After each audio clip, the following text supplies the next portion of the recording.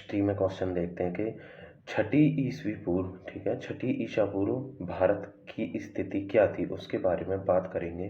देखो, ये previous year question है। जो फर्स्ट क्वेश्चन है, फर्स्ट क्वेश्चन क्या है हमारा, प्रीवियस ईयर क्वेश्चन है। फर्स्ट क्वेश्चन क्या कह रहा है हमारा, फर्स्ट क्वेश्चन कि भारत में सबसे पुराना लौह युग जुड़ा हुआ है। भारत में सबसे पुराना लौह युग जुड़ा हुआ है। ये मैट्रिक स्तरीय परीक्षा 2008 में आया था। तो भारत में सबसे पुराना लौह युग जुड़ा हुआ है, किससे जुड़ा हुआ है, चित्रित धूसर मृत भांडों के साथ। देखो कैसे कि लोहे की प्राचीनतम संबंधी साहित्य उल्लेखों की पुष्टि पुरातात्विक प्रमाणों से भी हो जाती है। अहिचित्र और अंतरजीखेड़ा और अखमीरपुर, मथुरा, रोपड़, श्रावस्ती आदि स्थलों पर लौहयुगीन संस्कृति के अवशेष प्राप्त हुए हैं। और इस काल के लोग एक विशिष्ट प्रकार के बर्तन का प्रयोग करते थे जिसे चित्रित धूसर मृतभांड कहा जाता था। किसे कहा जाता, उसे क्या कहते हैं, चित्रित धूसर मृतभांड कहा जाता था। भारत में सबसे पुराना लौह युग जुड़ा है, किससे लौह युग, सबसे पुराना लौह युग किससे जुड़ा है, चित्रित धूसर मृतभांडों के साथ। नेक्स्ट क्वेश्चन देखो, नेक्स्ट क्वेश्चन क्या है हमारा, नेक्स्ट क्वेश्चन बहुत बढ़िया क्वेश्चन है। देखो नेक्स्ट क्वेश्चन क्या कहता है आपका, नेक्स्ट क्वेश्चन क्या कहता है कि क्वेश्चन नंबर 2 है, ये आपका एमटीएस में आया था। किस में आया था, एमटीएस में ये क्वेश्चन आया था। क्या कहता है कि छठी शताब्दी ईसवा पूर्व मगध में किसका विशाल भंडार था। छठी शताब्दी ईसवी पूर्व, ठीक है, छठी शताब्दी ईसवी पूर्व मगध में किसका विशाल भंडार था। तो किसका विशाल भंडार था, लौह का विशाल भंडार था। किसका विशाल भंडार था, विश्व का लौह का। छठी शताब्दी ईसा पूर्व मगध राज्य में लौह का विशाल भंडार था। उसके बाद नेक्स्ट क्वेश्चन देखो, आपका नेक्स्ट क्वेश्चन क्या कहता है, ये भी बढ़िया क्वेश्चन है, 3 नंबर क्वेश्चन। क्वेश्चन क्या कहता है आपका, ये क्या इसमें आया था, एसएससी मैट्रिक स्तरीय 2008 में आया था। नेक्स्ट क्वेश्चन क्या कहता है आपका 3 नंबर कि मगध के उत्थान के लिए कौन सा प्रथम शासक उत्तरदायी है। यानी उत्थान मतलब डेवलपमेंट के लिए, मगध के डेवलपमेंट के लिए प्रथम शासक कौन सा उत्तरदायी है, कौन सा शासक उत्तरदायी है, बिंबिसार। कौन है, बिंबिसार। यानी बिंबिसार मगध की गद्दी पर 544 ईसवा पूर्व में बैठा था। उसने राजगृह का निर्माण कर उसे अपनी राजधानी बनाया। वह बौद्ध धर्म का अनुयायी था। यानी बिंबिसार किसे मानता था, बौद्ध धर्म को। तथा इसने चंडोक्रोत यानी अवंती का शासक की सेवा में अपने राजवैद्य जीवक को भेजा। बिंबिसार की हत्या उसके पुत्र अजातशत्रु ने कर दी थी। मगध के उत्थान के लिए बिंबिसार ही उत्तरदायी माना जाता है। तो मगध के उत्थान के लिए कौन सा प्रथम शासक उत्तरदायी है, कौन सा प्रथम शासक उत्तरदायी है, बिंबिसार। आगे देखो नेक्स्ट क्वेश्चन आपका क्या कहता है, नेक्स्ट क्वेश्चन है 4 नंबर क्वेश्चन है। क्या कहता है, ये किसमें, एसएससी सीपीओ किसमें आया था, एसएससी सीपीओ 2015 में ये क्वेश्चन आया था। क्या कहता है, उस राज्य का नाम बताइए जिसने पहली बार युद्ध में हाथियों का इस्तेमाल किया था। किसका इस्तेमाल किया था, हाथियों का इस्तेमाल किया। उस राज्य का नाम बताइए। उस राज्य का क्या नाम है, मगध। क्या नाम है, मगध। मगध राज्य ने पहली बार युद्ध में हाथियों का इस्तेमाल किया। मगध राज्य में पाए जाने वाले जंगलों में हाथी पर्याप्त संख्या में थे जिनका प्रयोग मगध सेना में किया जाता था। तो उस राज्य का नाम बताइए जिसने पहली बार युद्ध में हाथियों का इस्तेमाल किया था। किसने किया था, मगध राज्य ने हाथियों का इस्तेमाल किया था। उसके बाद नेक्स्ट क्वेश्चन है, नेक्स्ट क्वेश्चन क्या कहता है आपका, अच्छा क्वेश्चन है।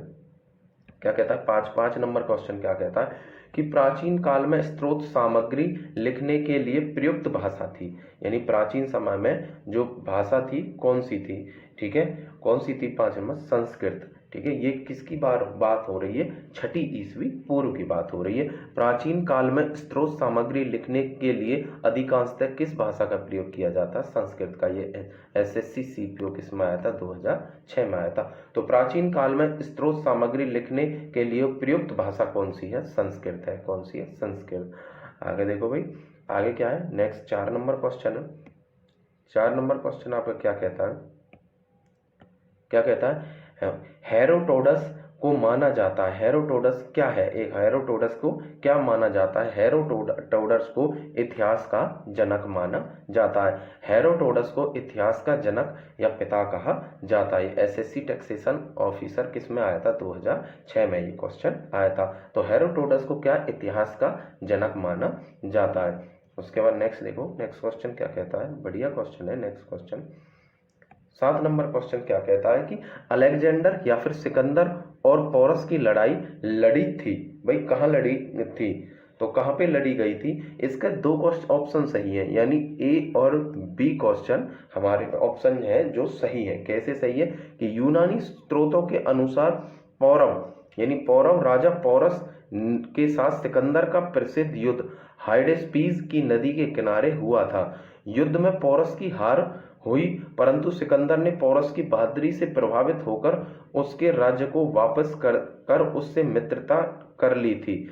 झेलम नदी को यूनानी भाषा में हाइडेस्पीस कहा जाता है। इस प्रकार ए और बी दोनों ऑप्शन हमारे क्या है? सही है। यानी यूनानी भाषा में झेलम नदी को ही हाइडेस्पीस कहा जाता है। उसके बाद नेक्स्ट क्वेश्चन देखो, नेक्स्ट क्वेश्चन क्या कहता है, बहुत अच्छा क्वेश्चन है।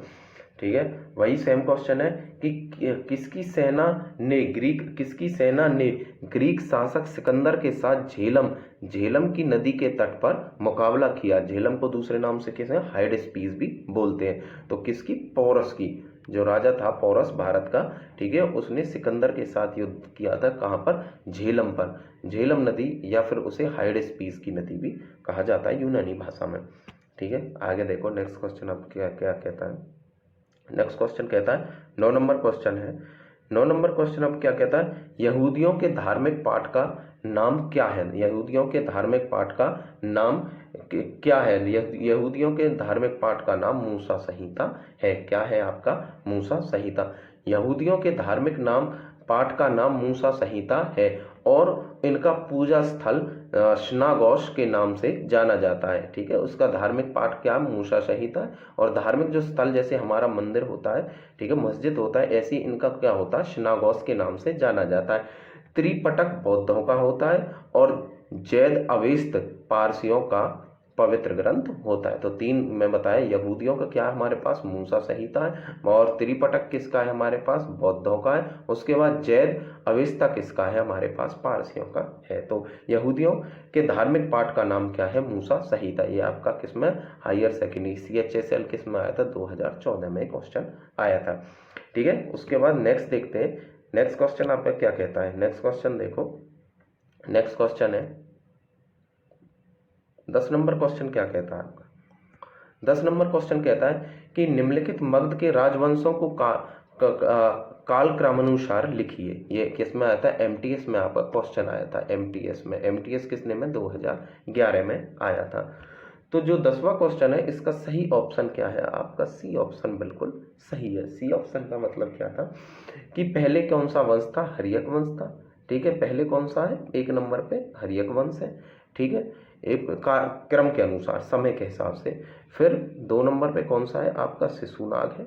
ठीक है, फिर 3 नंबर पे क्या आपका? नंद वंश है। उसके बाद फिर आपका 4 नंबर पे क्या है आपका? मौर्य वंश है। देखो कैसे है, दिए गए मगध के राजवंशों का काल क्रमानुसार क्रम इस प्रकार से है। हर्यक वंश 1544 से 412 ईस्वी में पूर्व में था। ठीक है, पहले था हर्यक वंश। उसके बाद कौन सा? शिशुनाग 412 से 345।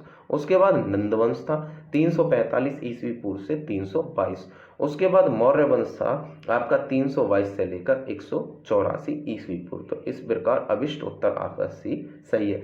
तो पहले नंबर पे कौन था? सबसे पहले हर्यक, फिर उसके बाद शिशुनाग, फिर उसके बाद नंद, उसके लास्ट में कौन था? मौर्य। ठीक है, आगे देखो नेक्स्ट क्वेश्चन क्या कहता है आपका? बढ़िया क्वेश्चन है। नेक्स्ट क्वेश्चन, नेक्स्ट क्वेश्चन आपको क्या कहता है कि महाभाष्य लिखा था। महाभाष्य किसने लिखी थी? महाभाष्य के रचयिता कौन है? ये क्वेश्चन आपका SSC FCI 2012 में आया था। ठीक है। तो महाभाष्य लिखा था, महाभाष्य किसने लिखी थी? आपकी महाभाष्य पतंजलि ने लिखी थी। ठीक है। महाभाष्य की रचना रचनाकार पतंजलि थे। इस ग्रंथ से यह जानकारी मिलती है कि मौर्य शासकों ने आर्थिक संकट से उभरने के लिए देव प्रतिमाएं बनाकर बिकवाई थी। तो महाभाष्य किसने लिखी थी? आपकी पतंजलि ने महाभाष्य लिखी थी। उसके बाद आप देखो नेक्स्ट क्वेश्चन, देखो नेक्स्ट क्वेश्चन आपका क्या कहता है। नेक्स्ट क्वेश्चन है आपका, नेक्स्ट और बिल्कुल आखिरी क्वेश्चन है। नेक्स्ट क्वेश्चन क्या कहता है, 12वां क्वेश्चन क्या है कि निम्नलिखित नामों में से प्राचीन भारत के चिकित्सीय की पहचान कीजिए। यानी कौन चिकित्सक थे? ये क्या एसएससी सीपीओ 2012 में आया था। तो प्राचीन भारत में जो प्रमुख हमारे चिकित्सक थे वो कौन कौन से थे? हमारे कौन कौन से? चरक, शूद्रुष और बागभट्ट थे। ठीक है। तो चरक, स्त्रुप और बागभट्ट को चिकित्सक के नाम से जाना जाता है। ये तीनों ही चिकित्सा आयुर्वेद के सिद्धार्थ थे। ठीक है। जय हिंद दोस्तों।